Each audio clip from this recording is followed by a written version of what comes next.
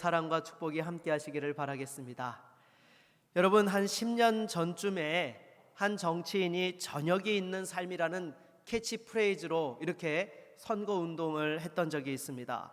저는 그 저녁이 있는 삶이라는 캐치프레이즈가 아주 마음에 좀 와닿았습니다. 왜냐하면 여러분, 우리 대한민국이 어떤 나라입니까? 아주 세계에서 가장 바쁘기로 유명한 나라이지 않습니까? 정말 식민지의 어려움 속에서, 전쟁 폐허 속에서도 세계 선진국 반열에 이를 수 있었던 것은 그 어떤 사회보다도 압축 성장을 하였기 때문인 것입니다. 그래서 지금도 전 세계 가운데에 가장 빠르게 변화하고 있는 사회와 국가가 바로 대한민국인 것이죠. 그래서 솔직히 여러분, 우리가 정말로 가족들과 행복한 시간을 보내고 싶고, 또 개인적으로도 자유로운 시간들을 보내며 또 자기만의 그러한 여러 가지 소소한 꿈들을 꾸지만은 실상은 우리의 일상 가운데서 그런 것들을 이루어가기가 쉽지 않다라는 것입니다. 당장에 요즘은 그래도 코로나로 좀 저녁 회식이라든지 모임이 줄어들어서 가족들과 함께 할 수 있는 시간들이 상대적으로 많이 늘어나셨겠지만, 코로나 이전만 하더라도 생각해 보십시오. 일주일 동안 가족들이 전부가 다 모여서 식사하는 때가 몇 번이나 되셨습니까? 아마 많지 않으셨을 거예요. 당장에 저희 집만 하더라도요, 아이들이 이제 또 학교를 다니고 학원을 다니니까 또 저녁에 늦게 오고, 또 저하고도 이렇게 시간이 맞지 않으니까 식구들이 다 모여서 식사하는 게 정말 일주일에, 한 달에 한 번 정도 있을까? 정말 그렇더라고요. 이렇게 우리는 분주한 삶을 살아갑니다. 그러다 보니까 늘 우리 나름대로의 꿈꾸는 소망들이 있는 것이죠. 그래서 요즘 사람들은 이야기하기를 경제적 자유를 누렸으면 좋겠다, 워라밸을 좀 이렇게 가지고 살아갔으면 좋겠다라고 그런 이야기들을 하는 것입니다.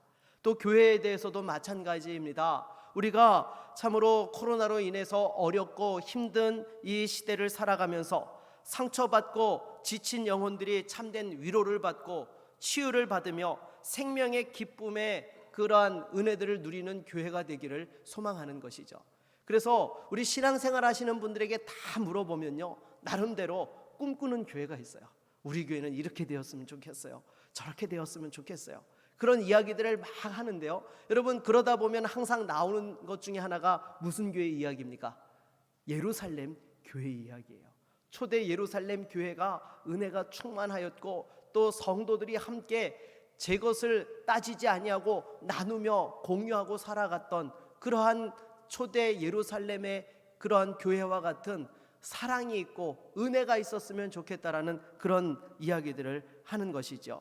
그렇다면 우리가 정말로 이 시대 가운데서 정말 하나님의 진정한 위로와 회복이 있고 구원의 기쁨과 소망이 있으며 이 시대의 예루살렘 교회가 되기 위해서는 어떻게 해야 될까요? 오늘 본문을 통하여서 주시는 교훈을 같이 살펴보기를 원합니다. 먼저 첫 번째로 말씀의 은혜를 받아야 합니다. 여러분, 오늘 본문 37절로 39절을 같이 한번 읽어볼까요? 같이 읽습니다. 그들이 이 말을 듣고 마음에 찔려 베드로와 다른 사도들에게 물어 이르되, 형제들아, 우리가 어찌할꼬 하거늘? 베드로가 이르되, 너희가 회개하여 각각 예수 그리스도의 이름으로 세례를 받고 제사함을 받으라.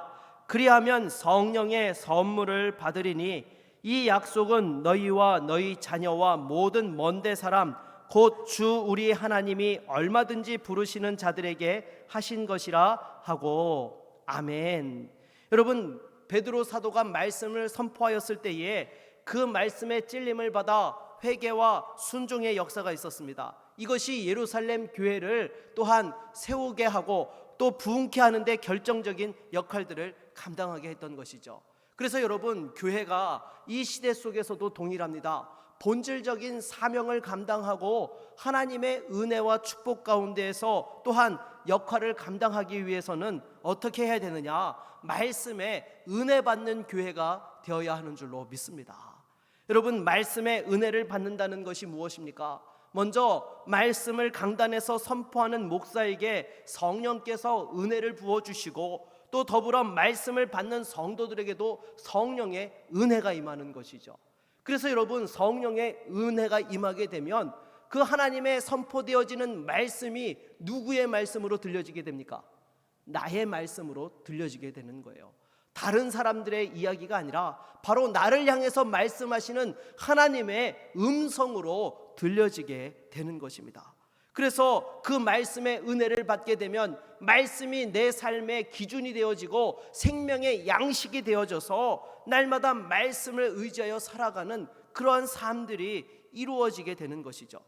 그런데 만일 말씀의 은혜를 받지 못하게 되면 어떻게 됩니까? 교회가 중심을 잃어버리고 냉랭하다 못해 싸움과 분란이 끊이지 않게 되는 것입니다.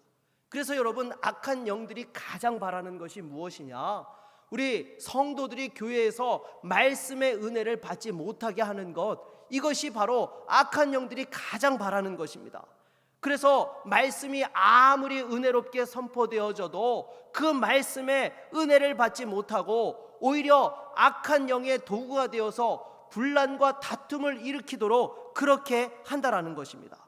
그래서 여러분, 대표적인 사례가 예수님께서 공생의 사역을 감당하실 때에 바리새인들과 종교 지도자들이 그러했던 것이죠. 여러분, 우리 주님께서는 누구보다도 하나님의 진리의 말씀을 바르게 선포하셨습니다. 당연하지요. 말씀 그 자체이신데 우리 주님이 말씀하시는 것이 진리가 아니면 무엇이 진리이겠습니까? 그런 우리 주님께서 말씀을 선포하셨고, 또한 그 말씀을 들은 바리새인과 종교 지도자들도 어떤 사람이었습니까? 아주 말씀에 능통한 자들이었습니다. 구약 성경을 거의 외우다시피 했던 사람들이 바로 이 사람들이었어요. 그런데 오히려 그 예수님께서 선포하시는 말씀을 들을 때 어떻게 했습니까?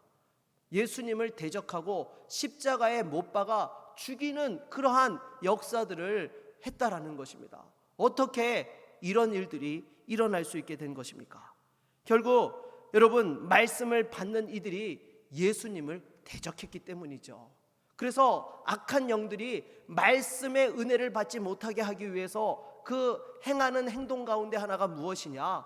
말씀을 전하는 주의 사자와의 관계를 깨트리고 그 여러 가지 인간적인 모습들만을 보게 하여서 말씀이 귀에 들어오지 못하게 한다라는 것입니다.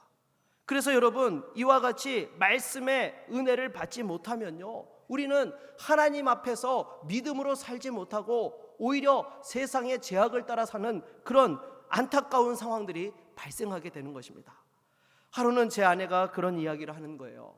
여러분, 제가 요즘 말씀을 전하면서 틈만 나면 늘 강조하고 여러분들에게 기도 부탁하고 함께 기도하는 것이 무엇입니까? 교회 건축에 대한 것이죠. 왜냐하면 지금 복음이 없는 곳에 복음을 전하기 위해서 또 교회를 세우는 것이 너무나 귀하고 중요한 일이기 때문에 제가 틈만 나면은 여러분들에게 교회 건축에 대한 말씀을 전하고 함께 기도하도록 동기부여하고 그렇게 한다라는 것입니다. 그런데 제 아내가 제가 그러한 말씀을 전하고 있는데 자기도 모르게 마음속에 똑같은 얘기를 또 하네, 그런 생각이 들더라는 거예요. 그래서 순간 제 아내가 놀라가지고, 아니 내가 지금 무슨 생각을 하고 있는 거야, 사탄아 물러가라 하고 이렇게 쫓았다라는 것입니다. 여러분 생각해 보십시오. 지금 교회 건축을 위해서 온 교회가 간절히 기도하고 있는데, 여러분 제 아내도 그것을 위해서 기도하는 사람들 중에 손가락 안에 들겠습니까? 안 들겠습니까? 들지요. 당연히 간절하게 기도를 하고 있는 것입니다. 그런데 어떻게 말씀을 들으면서 그런 생각을 할 수 있습니까? 그거는요, 바로 사단이 주는 생각이라는 것입니다. 여러분, 우리 주님께서도 보십시오. 공생애를 앞두고 그 광야에서 시험을 받을 때에 줄이신 상황에서 마귀가 뭐라고 해요? 돌로 떡덩이가 되게 하라라고 이렇게 말을 합니다. 그런데 여러분, 이때에 마귀가 형체를 가지고 나타나서 예수님과 우리가 대화를 주고받듯이 그렇게 대화를 했을까요? 전혀 그렇지 않습니다. 여러분, 마귀는 어떤 존재예요? 영적인 실체이지만 눈에 보이지 않는 존재가 마귀라는 거예요. 그렇다면 여러분, 이 마귀가 예수님과 어떻게 대화를 했겠습니까? 예수님의 그 마음에 또한 그러한 생각들을 불어넣었던 것이죠. 그때에 우리 주님께서 또한 그 사단을 쫓고 물러가라 말씀으로 물리치셨던 것입니다. 그래서 여러분, 항상 우리 마음에 어떤 생각이 떠오른다고 할 때에 그것이 다 내가 생각하는 것이냐? 그렇지 않다는 거예요. 성령이 주시는 생각이 있는가 하면요, 마귀가 역사하는 것이 있고 육신의 생각이 있는 거예요. 그래서 여러분들이 평상시에 기도한 내용이 있는데 생각 중에 그 기도에 반하는 부정적이고 또 이렇게 정말 악한 생각이 여러분 든다면 그건 무슨 생각입니까? 사단이 주는 생각이라는 것입니다. 여러분, 그거는요, 우리가 의지적으로 말씀으로 선포하고 쫓아야 되는 거예요. 내 마음에 이런 생각이 드니까 정말 그런가 보다 하고 그 생각을 붙잡는 순간에 사단의 놀이개감이 되는 것이죠. 그래서 여러분, 항상 마귀는요 어떻게 역사하느냐, 바로 우리 베드로전서 5장 8절 말씀을 읽어보도록 하겠습니다. 같이 읽겠습니다. 근신하라, 깨어라. 너희 대적 마귀가 우는 사자같이 두루다니며 삼킬 자를 찾나니. 아멘. 여러분, 마귀가 우는 사자와 같이 삼킬 자를 찾아다니면서 역사한다는 거예요. 그런데 여러분, 마귀를 눈으로 보신 분들 계시나요? 없죠. 여러분, 우리는 그런데 은연중에 그런 생각을 해요. 마귀라고 하게 되면 이 머리에 뿔이 달렸고 또 꼬리가 있고 또 삼지창을 들고 있는 그런 모습으로 마귀를 생각한다는 거예요. 아니요, 여러분. 절대로 여러분, 마귀는 형상을 가지고 나타나서 우리에게 이야기하는 존재가 아닙니다. 우리의 마음속에 생각 가운데에 부정적인 것과 제약된 것들을 불어넣으면서 우리 가운데에 우는 사자와 같이 찾아다니면서 조그만한 틈만 있어도 그것을 노리고 들어와서 하나님 앞에서 서지 못하고 넘어지게 하고 제약 가운데 또한 엎드려지게 한다라는 것입니다. 그래서 여러분, 우리가 날마다 우리 마음에 이 드는 생각들을요 잘 분별할 줄 알아야 되는 것입니다. 만일 여러분 성령께서 역사하시면 어떻습니까? 내가 평상시에 생각지 못했던 일들이 깨달아지고 떠오르게 되는 것이죠. 그래서 기도하기 전에는 전혀 생각하지 못했던 것들을 깨닫게 되고 하나님께서 베푸신 은혜를 또한 고백하게 되어지고 용서와 사랑의 마음이 생겨나게 되는 것입니다. 또 하나님을 향하여서 내가 어떻게 섬길 것인지에 대한 소원함과 열심을 허락해 주시고 또 다른 사람들에 대해서도 기도하고 섬길 수 있는 그러한 마음들을 허락해 주시는 것이죠. 그래서 우리가 예배 때만이 아니라 집에서도 또한 직장에서도 예수님이 주님이시고 하나님께서 아버지 되심을 우리가 고백한다면 성령께서 우리 가운데 역사하고 계시는 것입니다. 그렇게 성령을 항상 의식하면서 살아가게 되면요 우리 삶에 놀라운 변화가 일어나게 되는 것이죠. 성령의 세미한 음성을 쫓아서 반응하게 되는 것이고요, 또 그것이 여러분 내 삶만을, 우리의 인생만을 변화시키는 것이 아니라 우리 주변에 있는 사람들에게까지도 선한 영향력들을 끼치게 되는 것입니다. 그래서 무엇보다도 여러분, 우리에게 떠오르는 생각이 이게 성령이 주시는 감동인지 마귀의 역사인지 육신의 생각인지를 잘 분별하여서 하나님 앞에서 바른 것을 택할 수 있는 저와 여러분 모두가 될 수 있기를 바라겠습니다. 그렇다면 이처럼 악한 생각들을 분별하고 이 시대를 본받지 않으려면 어떻게 해야 됩니까? 무엇보다 말씀의 은혜를 받아야 합니다. 은혜를 받을 때만이 분별할 수 있고 죄와 싸워 이길 수 있는 거예요. 그래서 여러분, 대표 기도를 하신 장로님께서도 기도하셨지만은 여러분 항상 말씀을 전하는 주의 사자를 위해서 기도하셔야 되는 것입니다.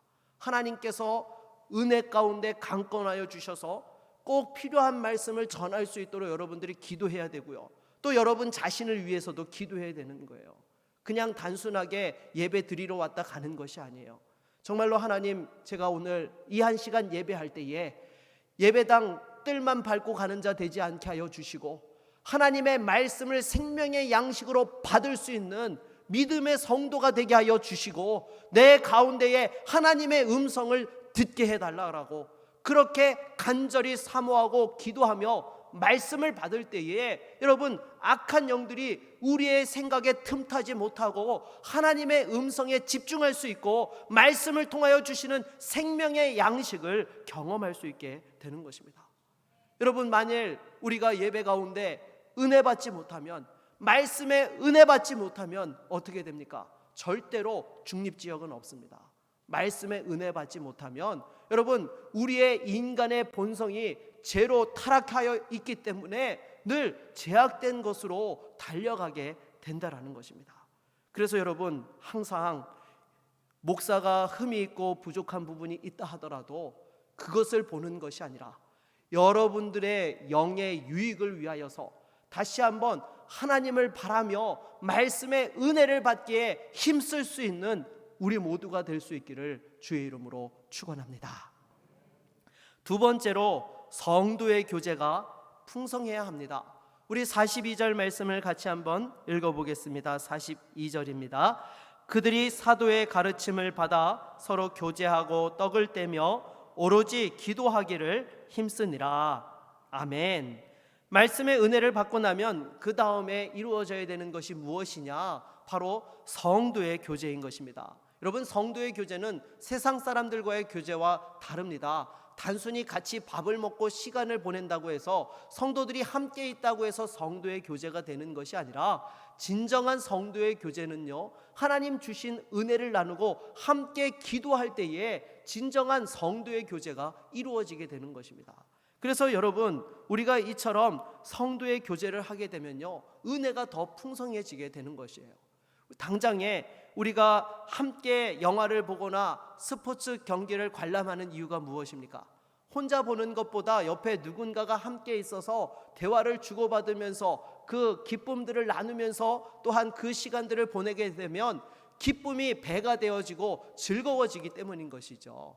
그래서 여러분, 은혜도 마찬가지인 것입니다. 우리가 나만 받은 은혜를 간직하고 있는 것하고요, 그 은혜를 옆에 사람들에게 나누어 주고 또 옆에 있는 사람이 받은 은혜를 함께 또한 나누고 또한 소통할 때에 그 속에서 은혜가 더 풍성해지는 것입니다.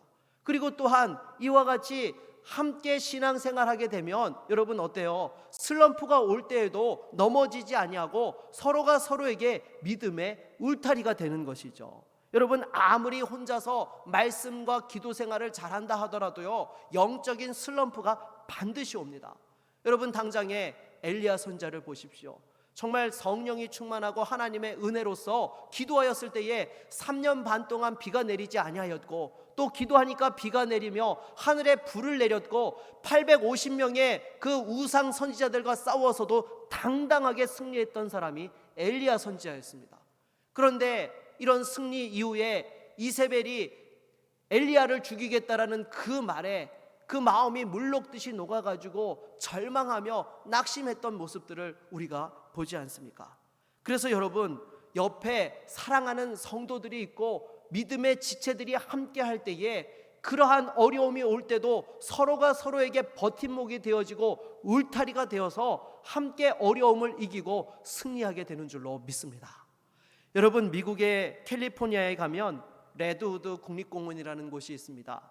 이곳에는 세계에서 제일 키가 큰 나무도 있고요, 또 가장 오래된 나무와 심지어 이 둘레가 30m가 넘는 나무가 있습니다. 그래서 그 나무를 뚫어가지고 도로를 내서 이렇게 차가 왔다 가기도 하는데요, 여러분, 이곳에 줄을 이루는 나무가 무엇인가 하면 바로 레드우드라는 나무입니다. 이 나무는 통상 60m에서 70m 높이까지 이렇게 자랍니다. 그러면 여러분, 이렇게 하늘 높이의 나무가 솟아있으려면 그 뿌리는 어떻게 해야 되죠? 그에 걸맞게 깊이 또한 뿌리를 박아야 되는 것입니다. 그래야지 그 무게를 지탱하고 폭풍이나 비바람이 칠 때에도 나무가 넘어지지 않고 온전히 제대로 서 있을 수 있게 되는 것이죠. 그래서 나무의 높이는 뿌리의 깊이와 비례한다라는 그런 이야기가 있습니다. 그런데 여러분, 이 레드우드 나무는요, 그 키가 60m에서 70m에 달하는데도 불구하고 이 뿌리의 깊이가 얼마 정도 되느냐? 3m에서 4m밖에 되지 않는데요. 왜냐하면 그 지역 바닥에 안반이 깔려 있어가지고 뿌리가 제대로 깊이 뻗을 수가 없다라는 거예요. 그럼에도 여러분, 이 나무가 수천 년 동안 폭풍 후에도 어떻게 버텨내고 살아남을 수 있었을까요? 그 비밀은 다름 아닌 나무들의 뿌리가 서로 하나로 엮여져 있다라는 것입니다. 여러분, 나무 하나만 서 있으면 3, 4m면은요 바람 불면 쉽게 넘어집니다. 그런데 옆에 나무들이 서로가 뿌리가 서로 붙어가지고 하나로 얽혀져 있는 거예요. 그러니까 비바람이 치고 폭풍우가 몰아쳐도 어때요? 서로 뿌리가 연결되어서 지탱해 주니까 그 무게들을 버텨낼 수 있게 되는 것이고요. 또 가뭄이 올 때에는요 영양분이 부족한 나무에게 다른 나무의 뿌리가 그 영양분을 공급해 준다는 것입니다. 그래서 함께 또한 오랜 세월들을 버텨내면서 이와 같이 지금도 그 나무가 성장하고 있는 것입니다. 바로 성도의 교제가 그러한 것이죠. 혼자서는 넘어질 수밖에 없지만은 예배의 감격과 말씀과 기도로 하나 되어질 때에 악한 세상 속에서도 그 시험들을 이겨내고 승리하게 되는 것입니다. 당장의 초대교회 성도들을 보십시오. 그 사내들인 공회에서 예수 믿는 자들을 핍박하고 또한 출교 조치를 한다라고 했건만, 여러분 이들이 말씀의 은혜를 받으니까 어떻게 해요? 서로가 자기의 것들을 내어놓고 필요한 사람들에게 마음껏 나눠주고 함께 공유하면서 그 믿음의 공동체를 이루면서 또한 신앙 가운데서 하나님의 역사들을 이루어 갔다라는 것입니다. 그래서 여러분 여기서 하나님의 은혜를 제외하고 공동 소유와 나눔을 주장한 사람이 누굽니까? 바로 공산주의의 창시자 칼 마르크스죠. 그래서 공산주의는 강제로 모든 사람의 재산을 빼앗아서 나누어 줍니다. 부자의 것을 빼앗아서 가난한 자에게 주는 것이죠. 하지만 여러분 오늘날 공산주의가 어떻게 되었습니까? 무너지고 말았습니다.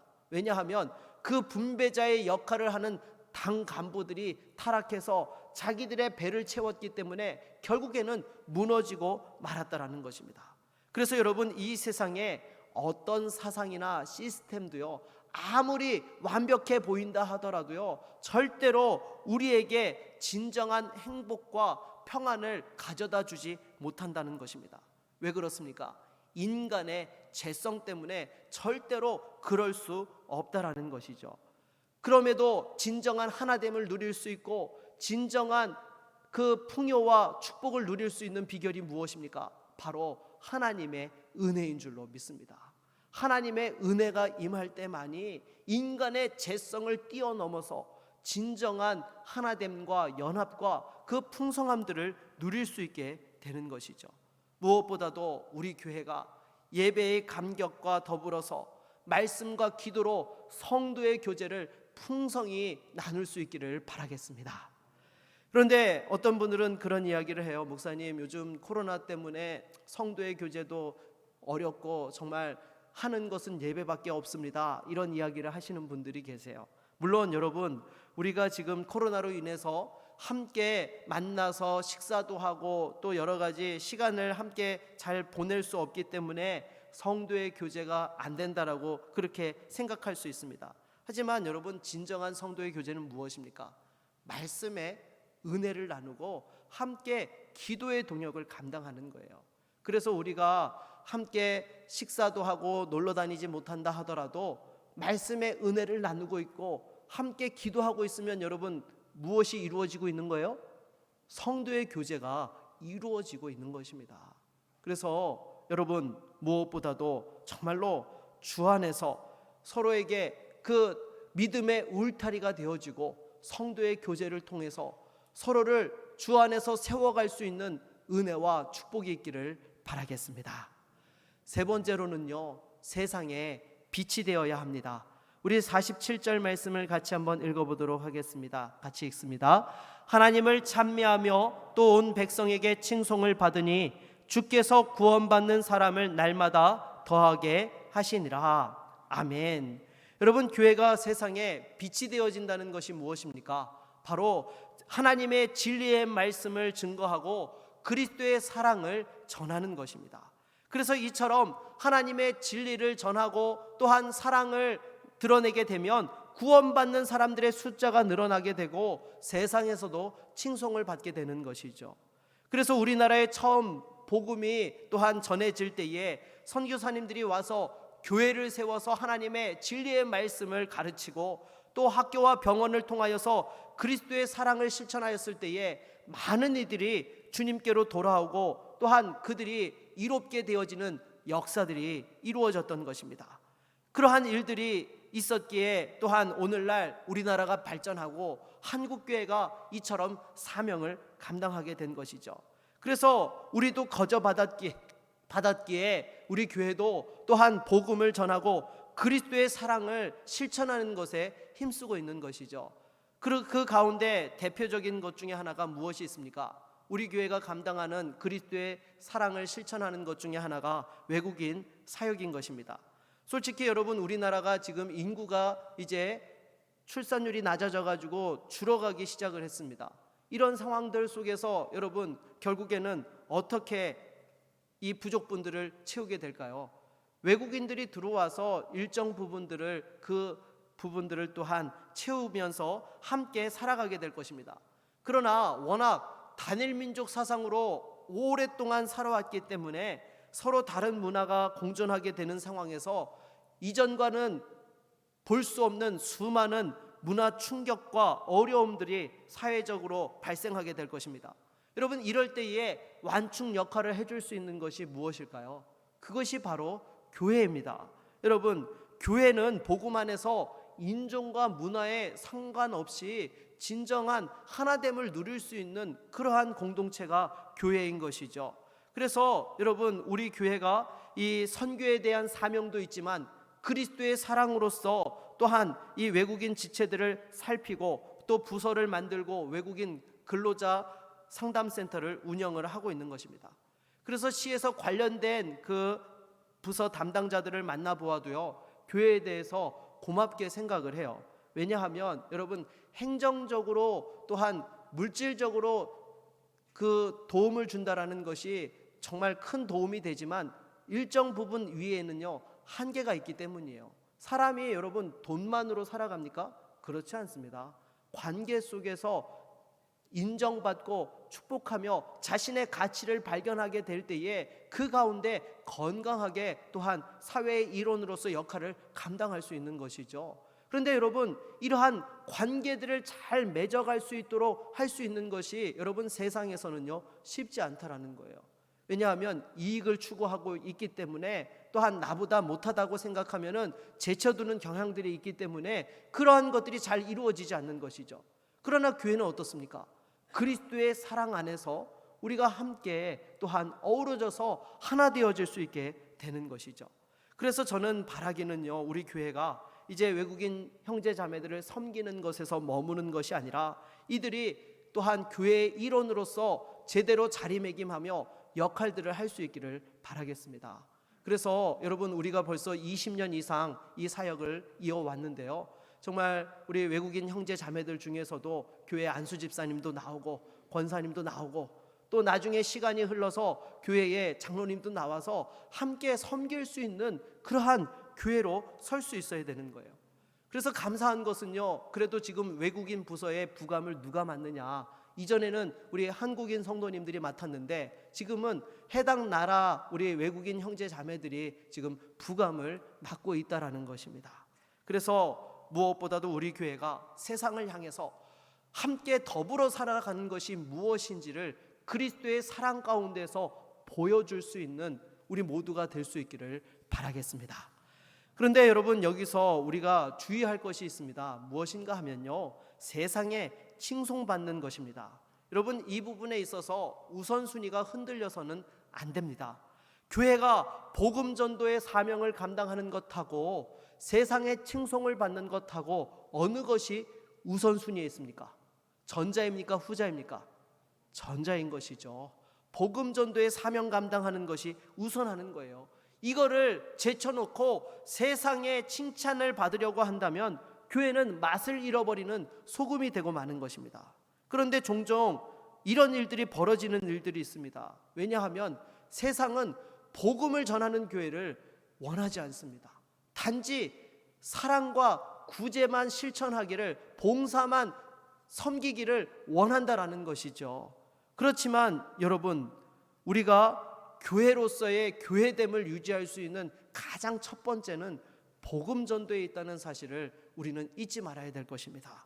물론 그렇다고 해서 세상을 향해서 구제와 봉사와 그리스도의 사랑을 실천하는 것을 하지 말아야 되느냐? 해야 되는 것입니다.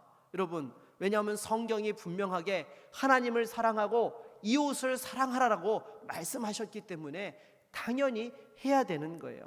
하지만 여러분, 우선순위는 바로 복음 전도에 있다라는 사실을 우리는 잊지 말아야 되는 것입니다. 그 다음이 이웃사랑인 것이죠. 물론 여러분, 이웃사랑과 전도가 전혀 별개냐? 그렇지 않죠. 결국에는 우리가 전도한다는 것은 무엇입니까? 영혼에 대한 사랑과 열정이 있을 때에, 하나님을 사랑하고 이웃에 대한 사랑이 있을 때에 전도하게 되는 거예요. 우리가 믿지 않는 가족이 있으면 그 가족에 대해서는 수십 년 동안 포기하지 않고 위하여서 기도하고 전도하는 이유가 무엇입니까? 사랑하기 때문이에요. 함께 천국에 가기를 소망하기 때문에 우리는 어떤 상황에서도 포기하지 않고 위하여 기도하고 전도한다라는 것입니다. 그래서 여러분, 이웃사랑도요, 어떻게 보면 가장 큰 이웃사랑의 실천이 무엇이겠습니까? 그것이 바로 전도라는 것입니다. 그래서 무엇보다도 우리가 다시 한번 주의 복음을 전하며 함께 천국의 기쁨을 누릴 수 있는 믿음의 가정과 이웃들이 될 수 있기를 바라겠습니다.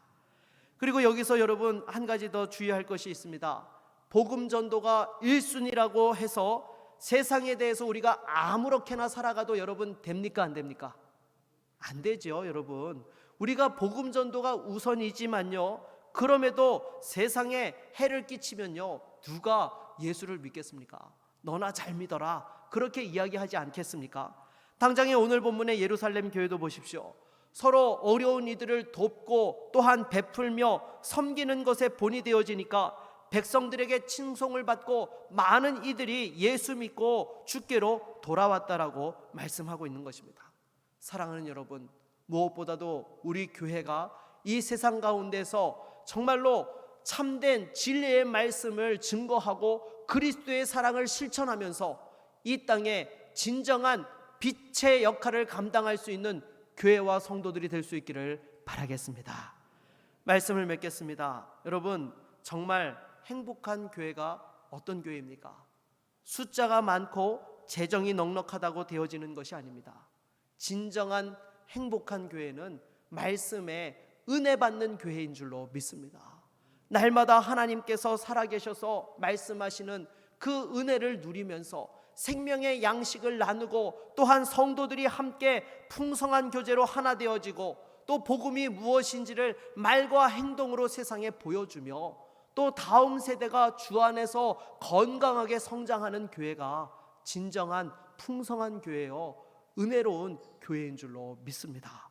그래서 무엇보다도 우리 교회가 정말 상처받은 영혼들을 위로하고 치유하며 구원의 기쁨을 누리고 주님 오시는 그날까지 예배를 이어가며 사명 감당하는 은혜가 있기를 바라겠습니다.